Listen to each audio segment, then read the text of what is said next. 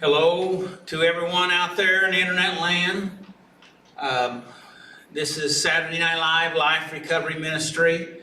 We're here to help everyone, those that are here live, which we don't have very many at this particular point of the meeting, but hopefully we have some more come in.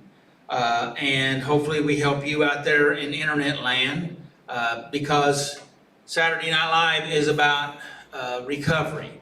It's life recovery, and it's to help us to deal with the messiness of life.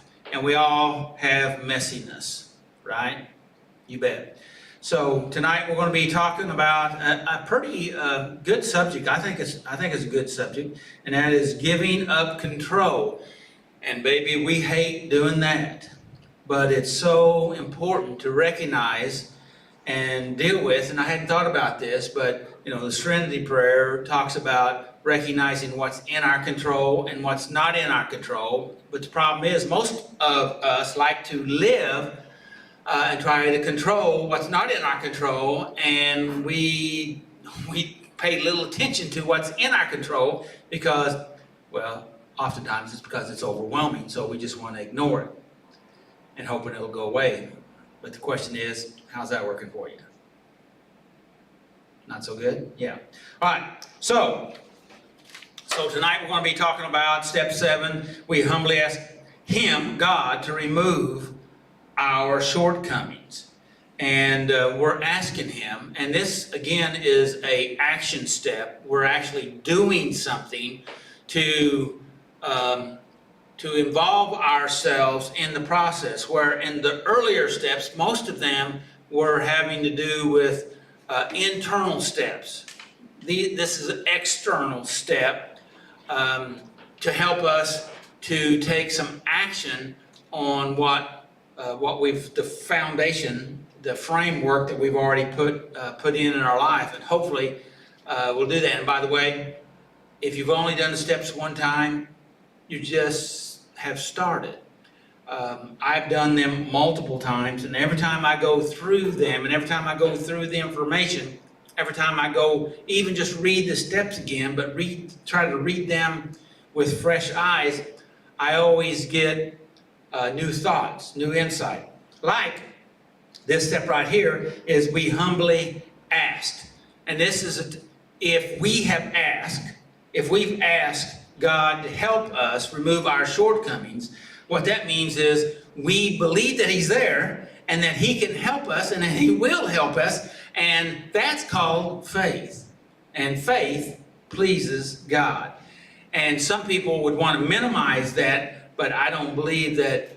I don't think we should. I think it's evident. It's right there. If we humble ourselves and we ask Him to remove these shortcomings, because we recognize in the earlier steps that we can't do it on our own, because we have come to the place that we recognize that we're out of control, our life is unmanageable, this is a big problem, and that doesn't mean that we're out of control in everything, just means these areas of addiction or compulsive issues, obsessive compulsive issues, that we need to deal with.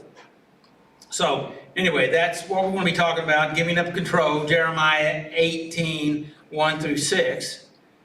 And is that correct? That's right, isn't it? That didn't sound right, but anyway. Yeah. Many times that I read this, for some reason I thought, that didn't look right, but okay. I want to read some thoughts, questions, and quotes. All right, how about that? I don't think I read any last week, so I'm going to hit a couple of those before we go forward. This was a new one I came up upon a few weeks ago, and this is from Teddy Roosevelt, and he said this. He said, "I care not what others think that I do, but I care very much about what I think I do." So this is talk about being self-aware, and this is talk about having personal character. Okay, it's oftentimes a lot of us, particularly nowadays, of course, probably been this way for a long time. We're very concerned about the way other people think about us. And we're not in control how they think about us. But we have way more control about how we think about us. And if we think about ourselves in a healthy way, in a positive way, then that means that we have a good, hopefully a healthy and appropriate self-image, and that empowers us, that strengthens us, that stabilizes us, that helps us to be more emotionally stabilized. We'll talk probably more about that another time. So let's go forward. So that was Teddy Roosevelt. This is Dr. Wayne Dyer, one of my favorites. Of course, he's passed away a few years ago, but I've followed him for years. And he said this: everything is either an opportunity to grow or an obstacle to keep you from growing. Period. It's you get to choose. It's your choice. It's how you see things. Now, I know in my earlier years, I found that really hard because we think that how we see it is the only way that it is, and how we see it is based on our perception. And as you learn and grow and expand mentally, emotionally, spiritually, you realize it's not always the way that you think it is. It's not always what you see.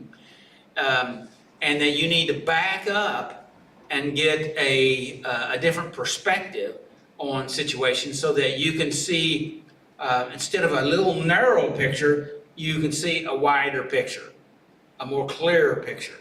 And if you get a wider picture, then that also means you can sometimes zoom in a little closer. So, okay, you get the big picture and you get the little picture. So that's right.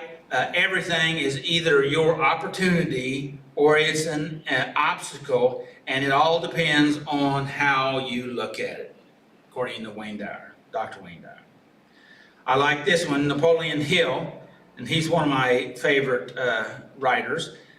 He said this, he says, every adversity, every failure, every heartache carries with it the seed of an equal and greater benefit.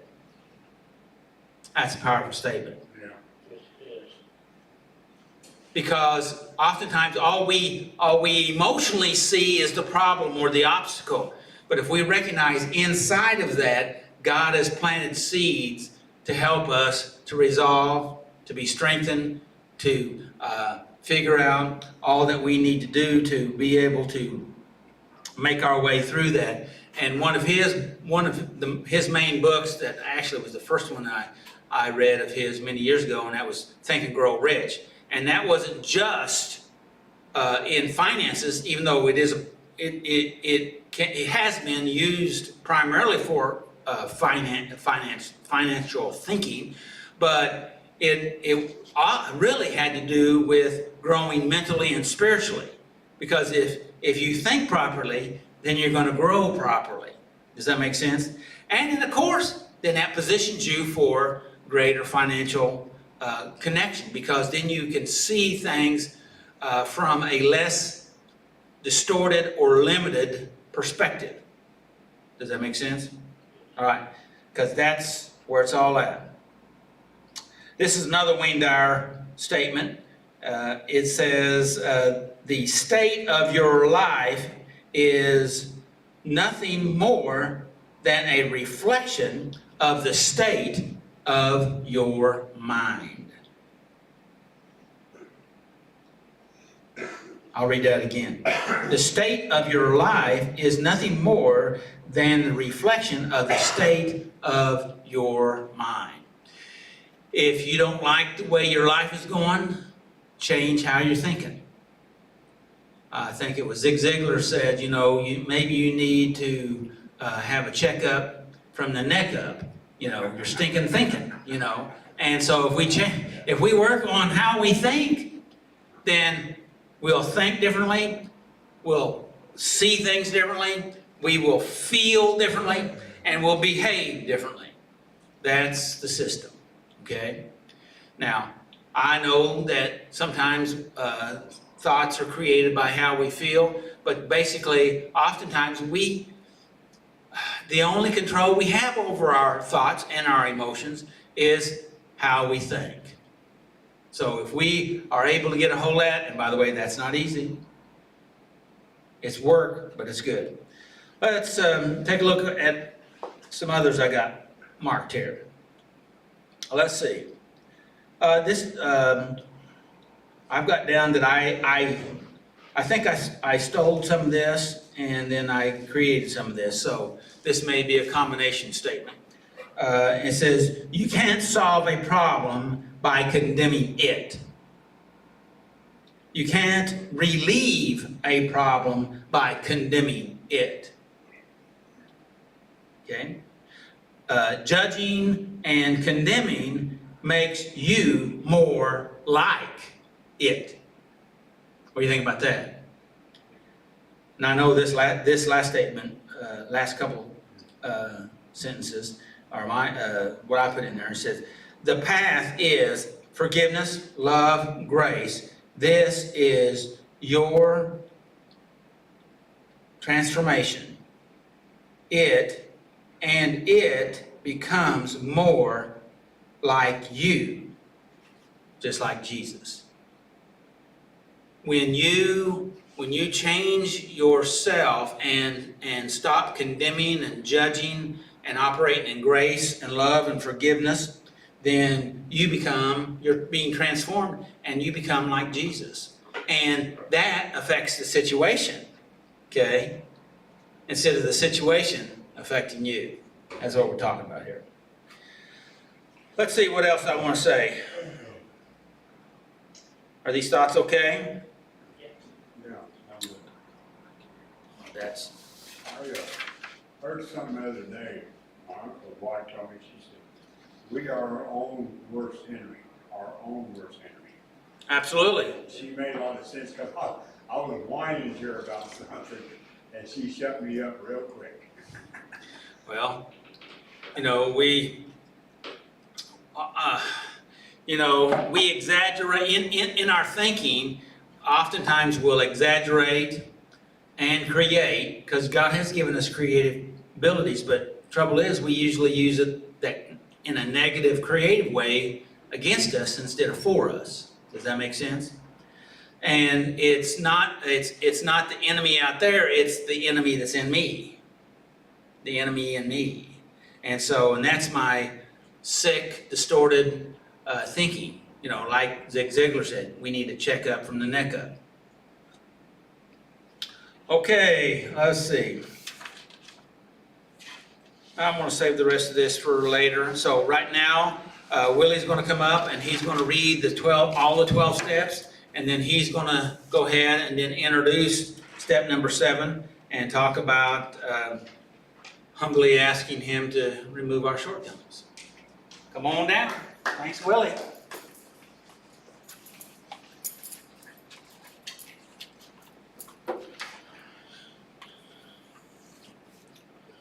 Step 1, we admitted that we were breaking the microphone. Let's try that. Step 1, we admitted that we were powerless over our problems and our lives have become unmanageable. Step 2, we came to believe that a power greater than ourselves could restore us to sanity. Step 3, we made a decision to turn our wills and our lives over to the care of God. Step 4, we made a searching and fearless moral inventory of ourselves. Step 5, we admitted to God, to ourselves, and to another human being the exact natures of our wrongs. Step 6, we were entirely ready to have God remove these defects of character. Step 7, we humbly asked God to remove our shortcomings. Step 8, we made a list of all people we had harmed and become willing to make amends to them all.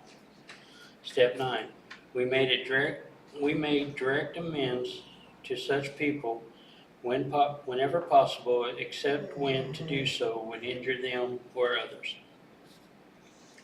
Step 10, we continue to take personal inventory, and when we were wrong, promptly admit it. Step 11, we sought through prayer and meditation to improve our conscious contact with God, praying only for knowledge and His will for us and the power to carry it out. Step 12, having a spiritual awakening as results of these steps, we try to carry this message to others and practice these principles in all our affairs.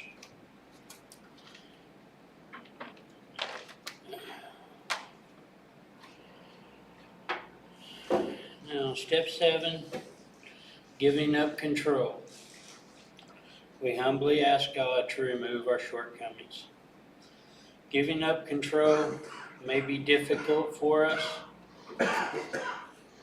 When we get ready for God to remove our shortcomings, we still want to take control. How He does it. We are so used to calling the shots that we ask for God's help as long as He does it on our terms. We may demand that the changes happen on our timetable or in the order we feel ready to give it up. God doesn't work that way. That is why humility is such an important part of this step. God told Jeremiah to go to the potter's shop to learn a lesson. Jeremiah said, I did as he told me, and I found the potter working at his wheel. But the jar that he was making did not turn out like he had hoped, so he crushed it into a lump of clay and started over again. Then the Lord gave me a message. Can I not do to you as the potter has done to the clay? As the clay is in the potter's hands, so you are in my hands. What sorrow awaits these who argue with their Creator? Does a clay pot ever argue with its maker? Does the clay dispute with the one that shapes it, saying, "Stop, you're doing it wrong"? Does the pot explain, "How clumsy can you be"? When we put our lives in God's hands, He will reshape us as He sees fit. It is our humility that allows us to accept the facts that He is the Creator. Our new life may be similar to the old one or entirely different. God is the master craftsman. Whatever He does, we can trust that He will recreate our life beautifully once we get out of the way.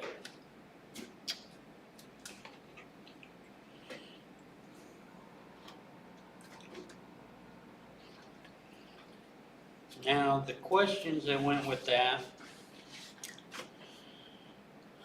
Number 1, have I ever demanded to have circumstances changed for my benefit? Yeah, because that's the way we want it. If we're going to go through this, let's at least do it our way, but it don't work out. You're just deeper in than what you realize. At least it is for me.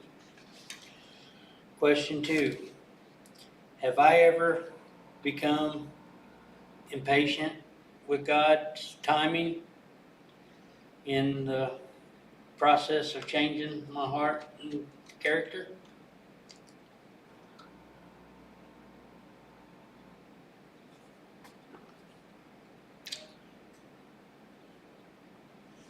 If you're in a hurry, it's gonna go wrong. But to answer that, yeah, I'm an impatient man myself. That's something that has to be worked out. I'm gonna say the way. I'm very I hate impatient. to wait. That's Yeah. all. I get really impatient. If- Question 3, what keeps me from letting go so that God can shape my life better and than I could ever imagine and create myself?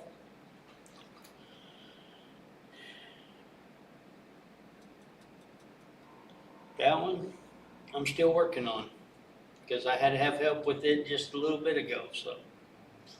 But anyway, that's all I have. All right, thank you, Willie. Good job. Appreciate it. No problem. Thank you.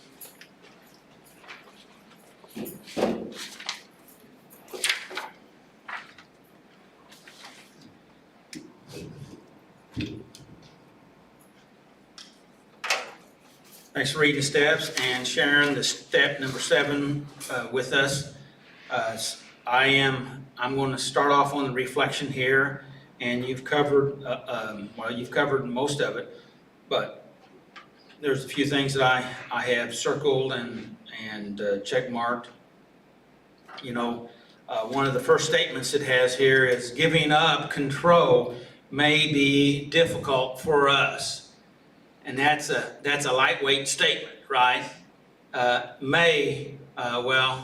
I don't know too many people that it's not difficult, because if we have learned to try to take care of ourselves and to survive, because we have this system inside of us that God has given us to help us to survive, and so therefore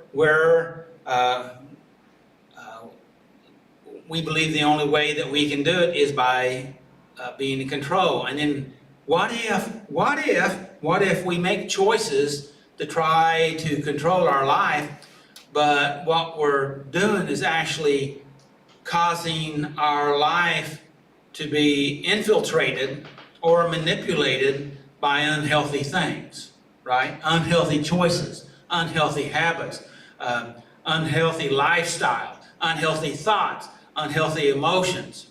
And so when we recognize, hey, this is not working for me, and this is where we're at, this is life recovery, we recognize there's something messed up in our life, and the fact of it is, none of us are perfect. We're all human beings, and we're all fallible. We all make mistakes, and that's where we're at. And you know, Adam and Eve started out perfect. They were given some direction what not to do. Actually, the only thing, can you believe this? They only had one thing they were not to do. You can do all of this except for this one thing. Eat this tree of knowledge.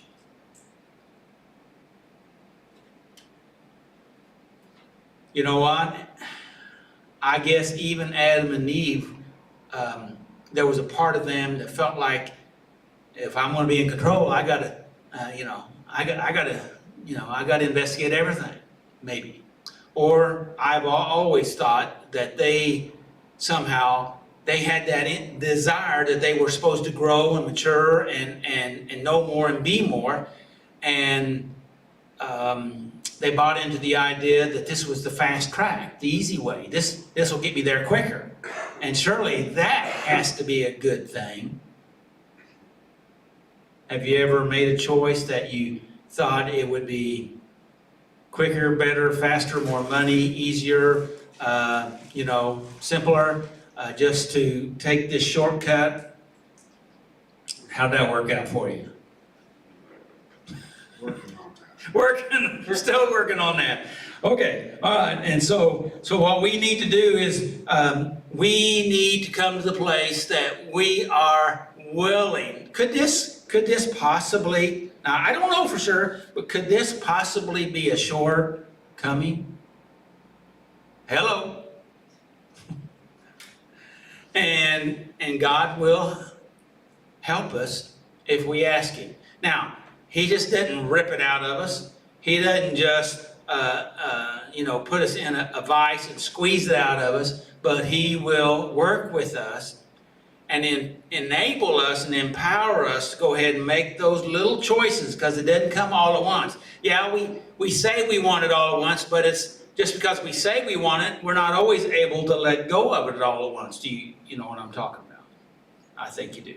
So, and even when we want to give Him control, as Willie has said out of the literature, we still want to control how He does it, when He does it, how much He does it. Make sure it doesn't hurt. Okay. By the way, did you know that all healing is painful? Just think about it. All healing is painful. Now, the only thing worse than the healing pain is infectious gnawing away at our being, causing us to be sicker. Okay, that's even worse. So anyway, let's go on. So I like the scriptures here out of Jeremiah, and God told Jeremiah to go and look at the potter and see what lesson was there. And what's the lesson that Jeremiah got out of the potter? Well, it says right here. But when the jar, that clay is turning around and it's not the right shape that the potter wants. Or if there's a little flaw in it, or if there's a gravel maybe in the clay, the potter sees it. That's not not my vision, my plan, my purpose, because God has a vision, a plan, and a purpose for all of us, including you.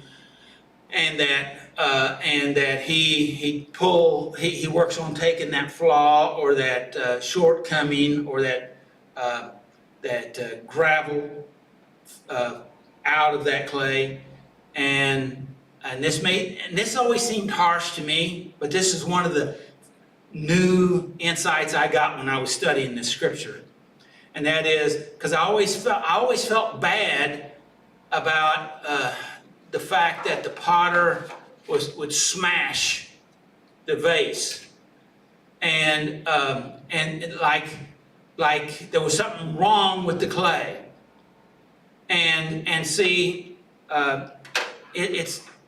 it's not what's wrong with the clay. It didn't. The potter wanted the clay to rise up to its full potential.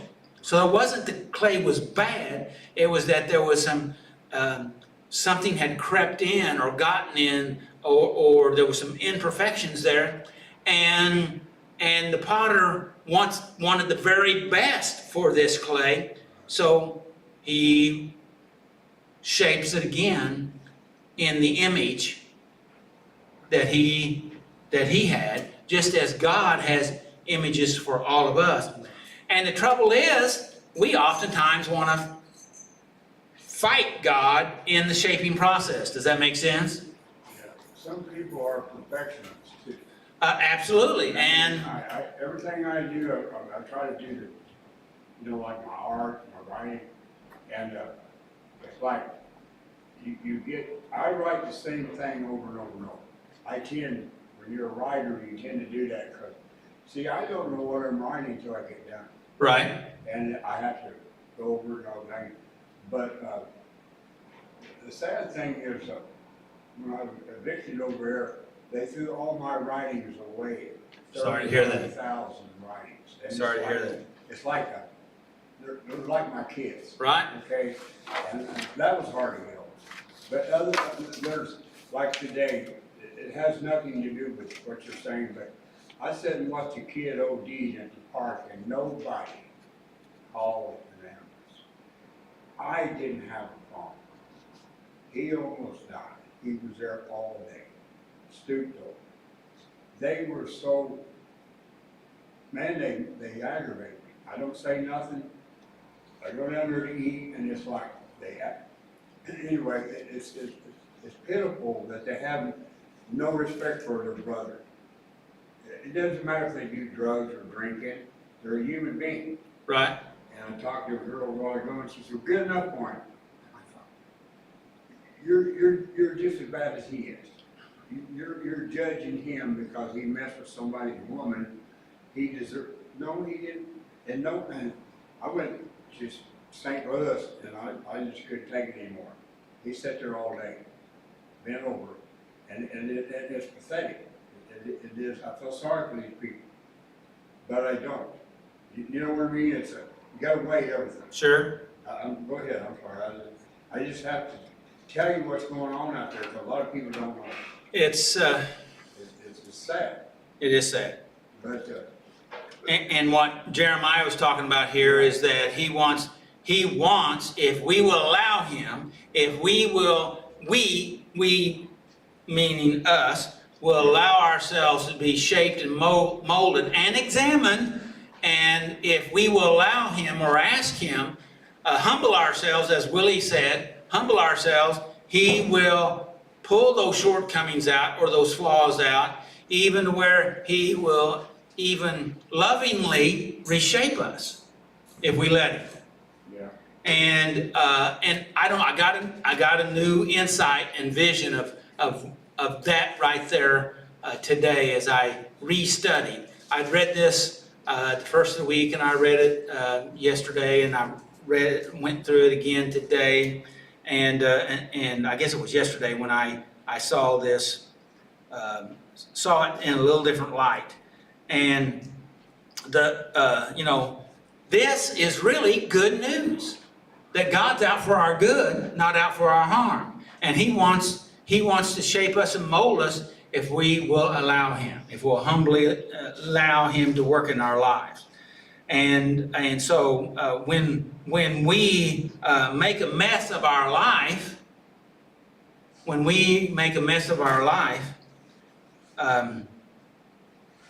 He will come into our mess and help us to clean that up.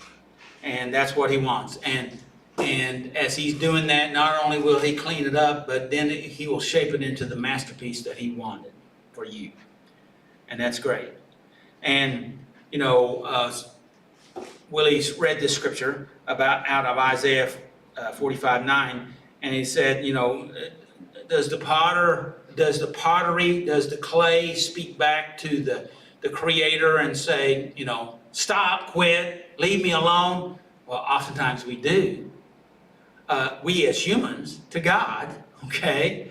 The clay doesn't, because it's inanimate, and it does yield itself to the potter, but we need to recognize that He, as I've got down here, Romans 8:28, says that we know that all things work together for our good, although we may not see how it works together for our good at the moment. But as that quote I read earlier from, I think it was Napoleon Hill, that said that in every adversity lies the seeds to overcome that adversity.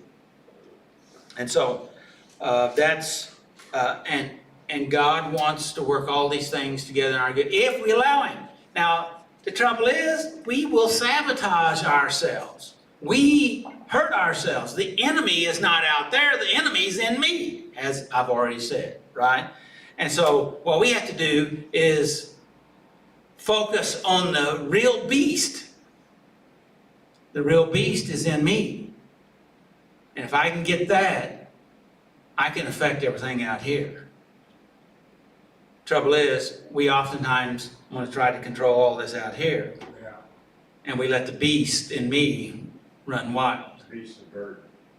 Now, it's not bad to have the beast in there, okay? I'm not saying it's all bad.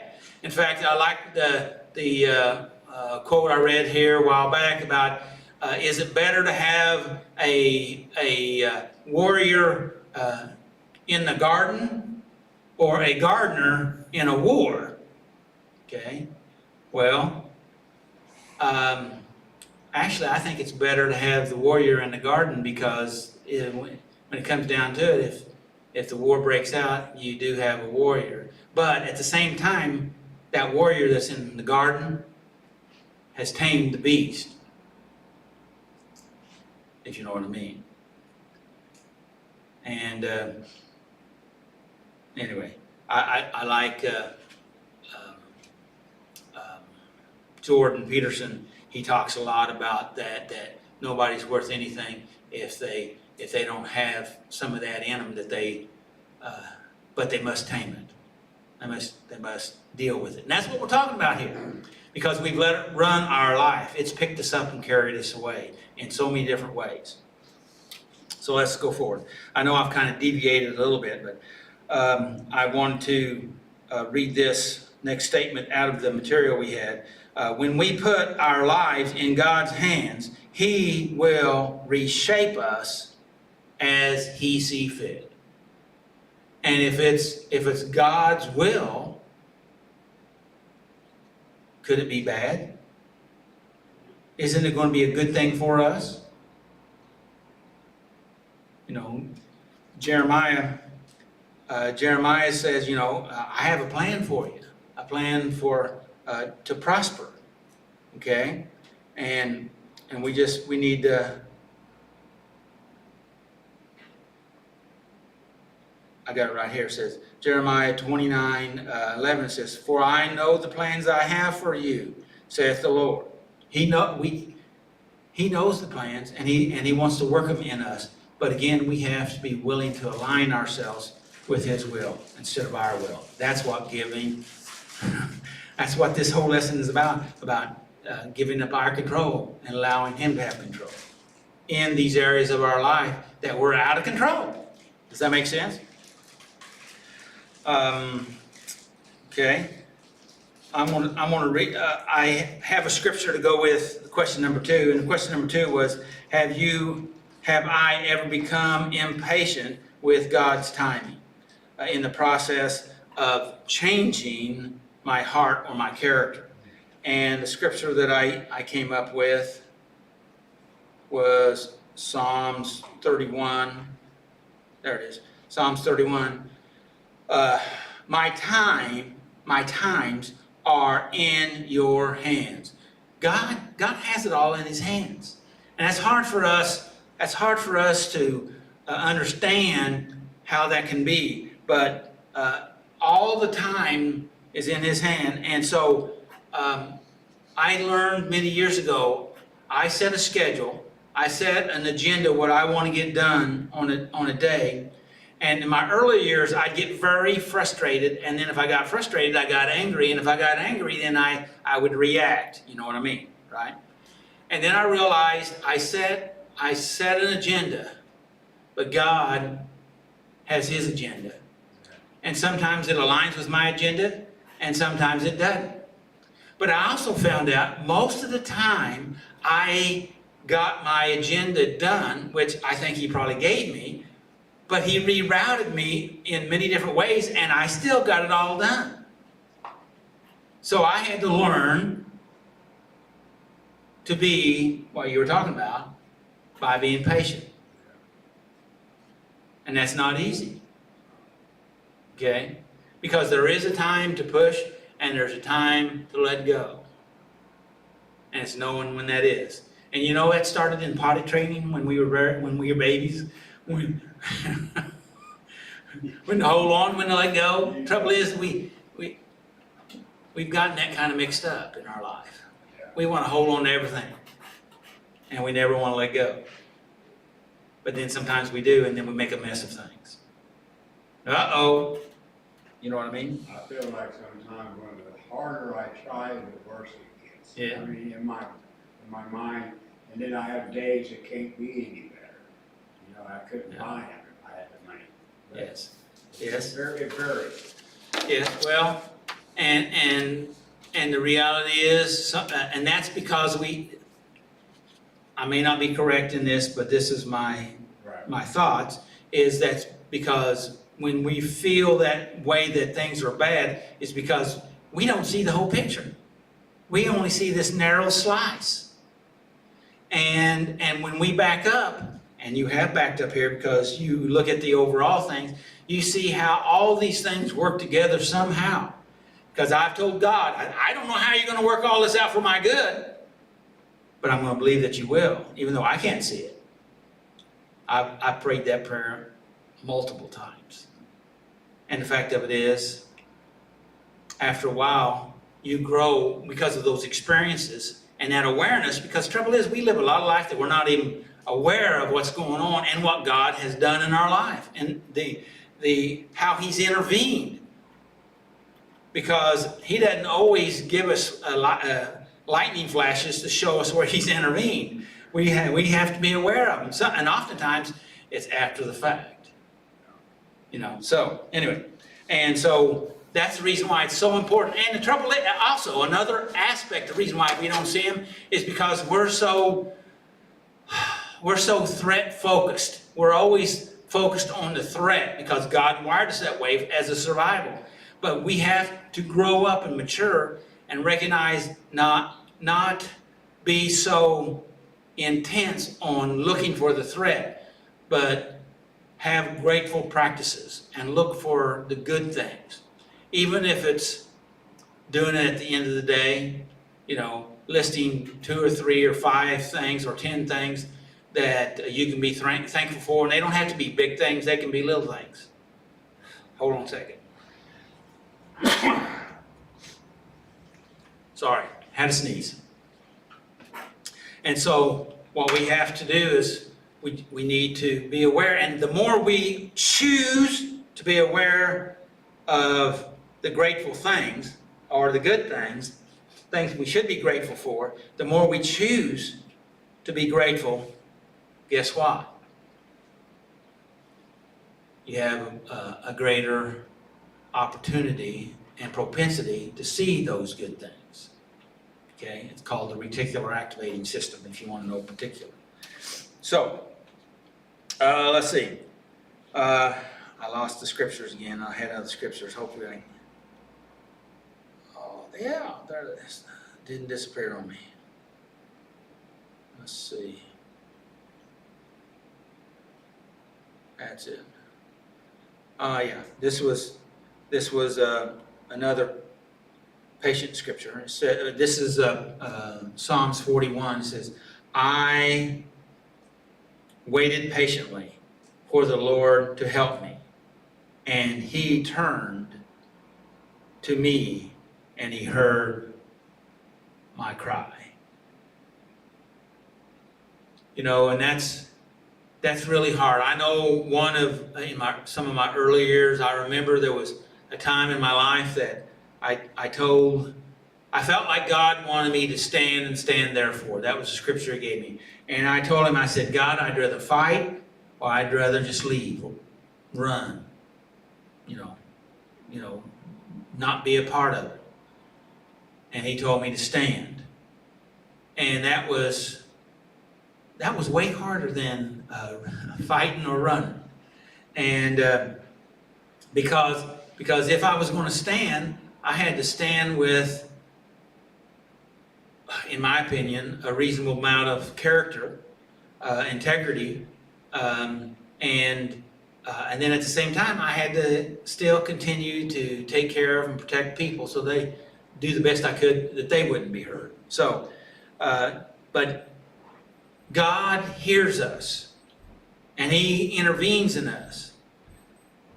Some of the hard stuff is that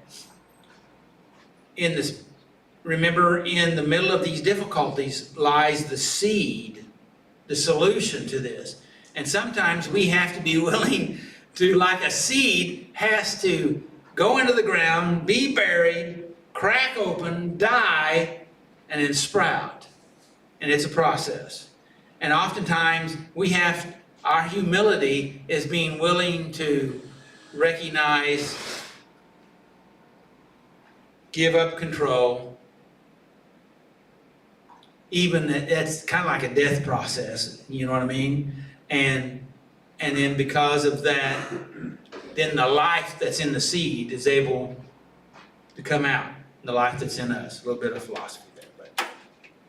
Okay, question number 3. What keeps me from letting go? Willie talked about this a little bit. I wrote down probably, I think the number one thing for me and for most of us, Willie said insecurity, isn't that right? And I wrote fear.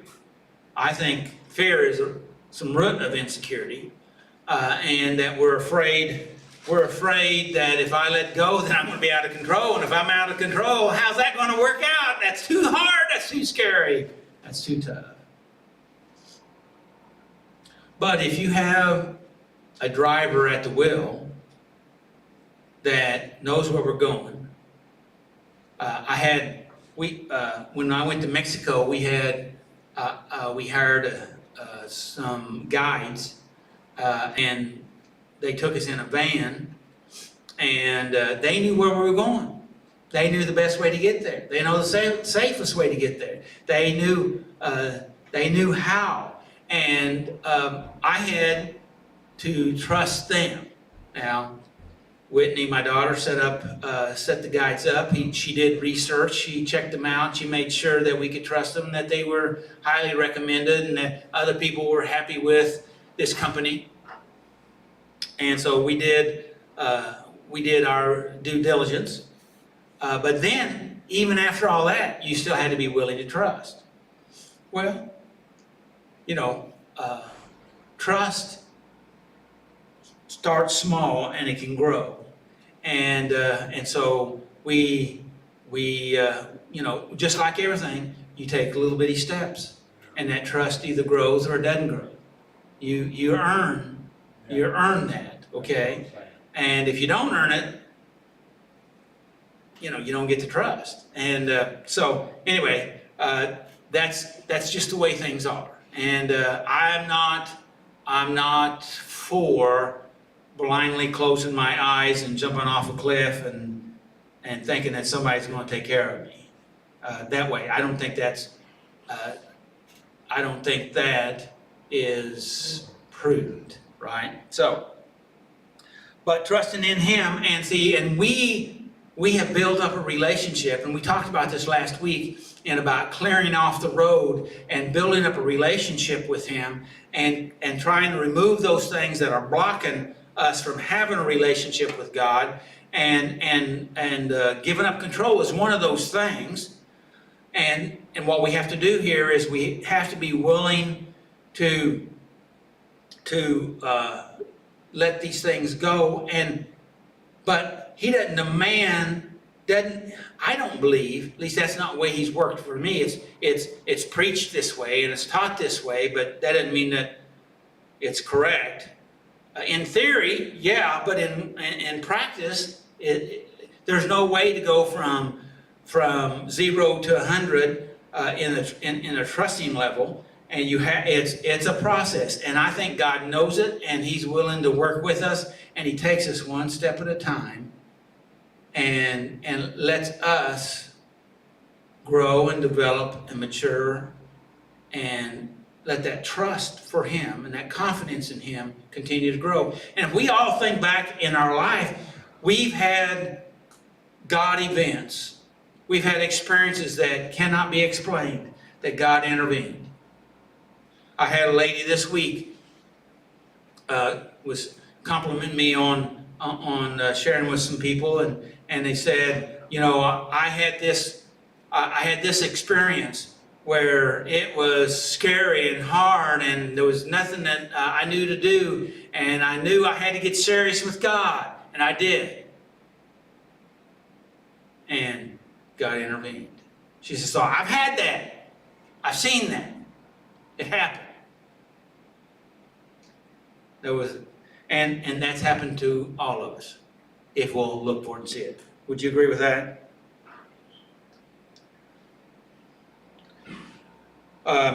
This number 3 is, and we're going to be short here tonight, but question number 3 is, what keeps me from letting go? I think it's our own fear, or lack, our inability to be humble, maybe, or trust, because it takes trust to humble yourself, right?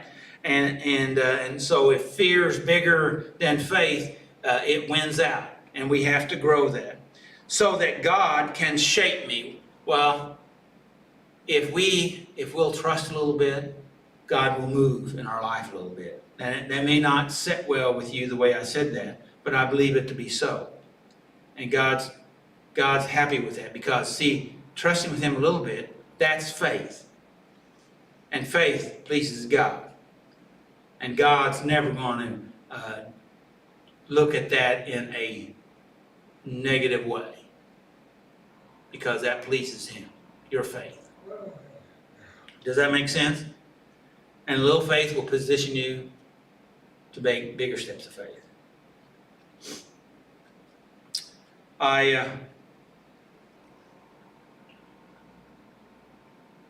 Oftentimes we want to just shut things off.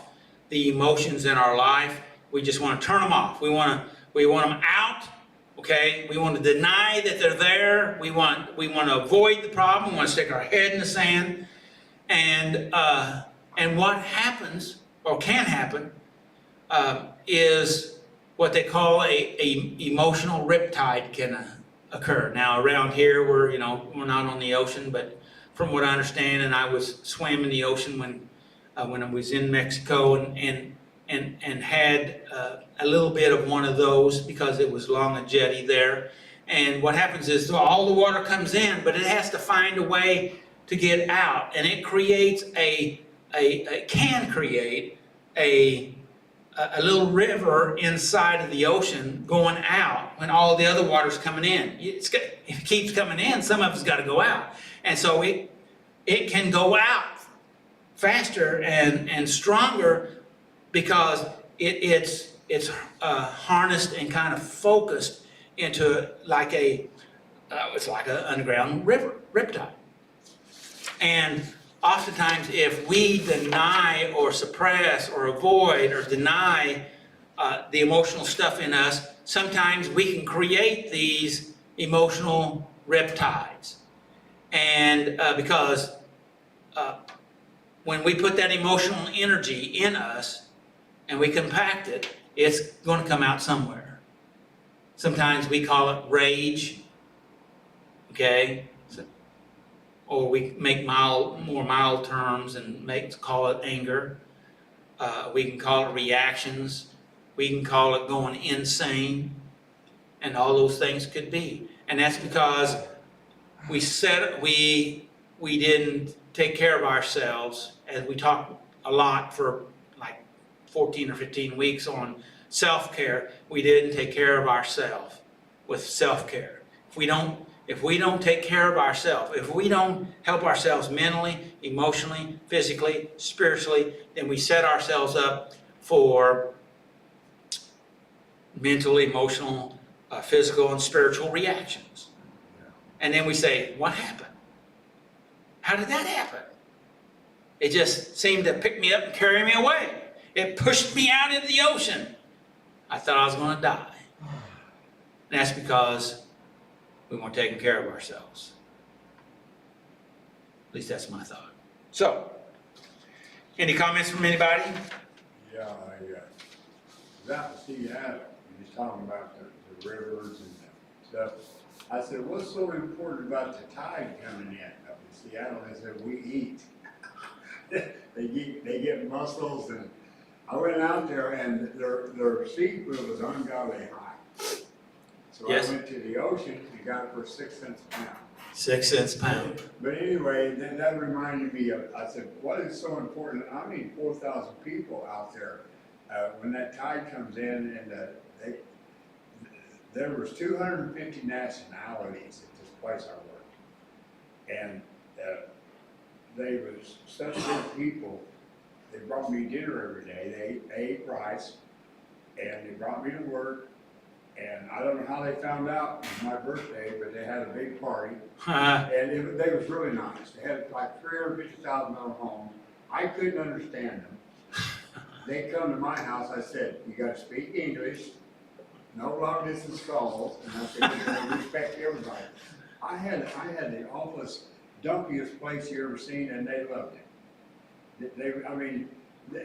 I said, what, you ain't got a home? I would ask them, they were good people though.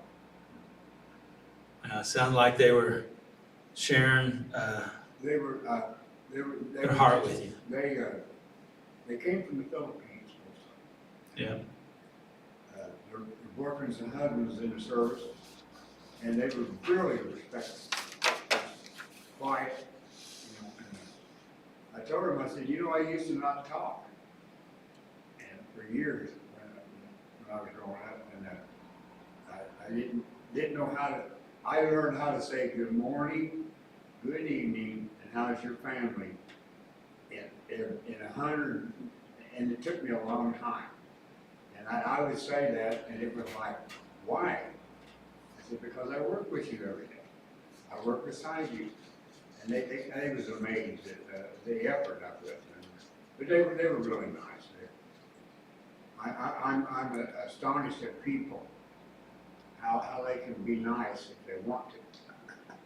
I don't mean that literally. They are nice people, but they was extremely nice up there. And to do that, you know, that in my mind, I thought how, you know, they had to be willing to be open and humble Oh, yeah. to do that, and so that's great. Anything else? No.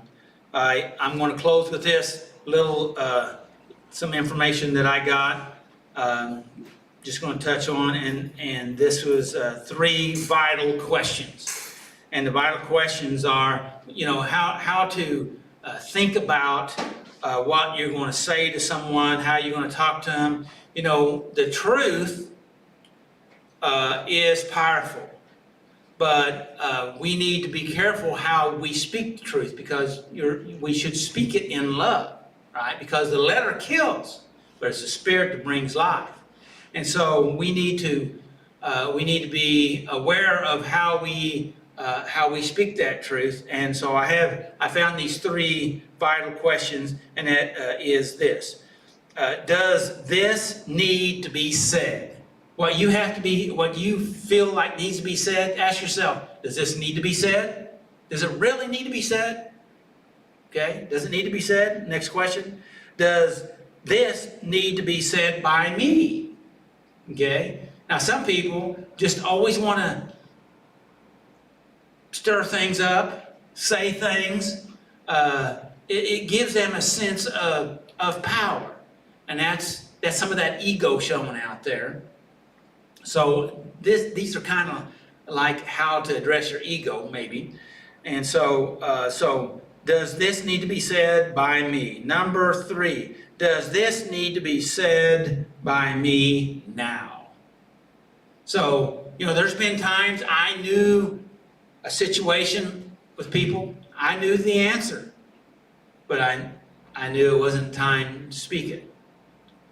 And how did I know that? Well, one way I measure that is because if they didn't ask me for my input, then it's not time to give it.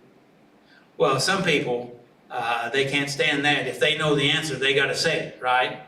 And I say this, I'm thinking that has more to do with you than it does to do with them or the truth.